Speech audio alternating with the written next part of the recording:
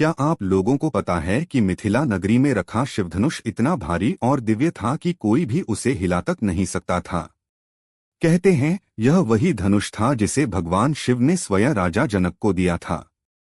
जनकपुरी में जब भी कोई राजा अपनी शक्ति का घमंड करता तो उसे यह धनुष उठाने की चुनौती दी जाती। लेकिन न तो राजाओं की शक्ति काम आई और न ही किसी वीर का बल। धनुष वहां सदियों तक रखा रहा, अचल और अडिग। लेकिन दोस्तों, जब सीता स्वयंवर का समय आया तब असंभव को संभव किया भगवान श्री राम ने। एक ही क्षण में उन्होंने सहजता से उस धनुष को उठा लिया और जैसे ही उन्होंने प्रत्यंचा चढ़ाने की कोशिश की, धनुष एक प्रचंड गर्जना के साथ टूट गया। यह घटना स्वयंवर में उपस्थित सभी राजाओं को स्तब्ध कर गई। सीता जी ने उसी क्षण श्री राम को अपने स्वामी के रूप में स्वीकार किया। धनुष टूटा तो था, लेकिन उसके टुकड़े कहाँ गए? कुछ मान्यता है कि धनुष के टुकड़े राजा जनक ने गुप्त रूप से सुरक्षित रख दिए थे।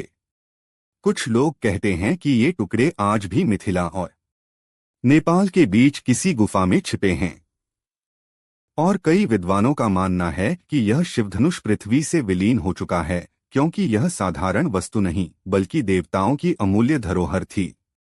आज भी जब मिथिला नगरी के मंदिरों में लोग शिवधनुष का नाम लेते हैं तो उनके हृदय में श्रद्धा और रहस्य का मिश्रण जाग उठता है, क्योंकि यह सिर्फ एक धनुष नहीं था बल्कि वह धरोहर थी जिसने राम और सीता का मिलन करवाया और इतिहास को अमर बना दिया।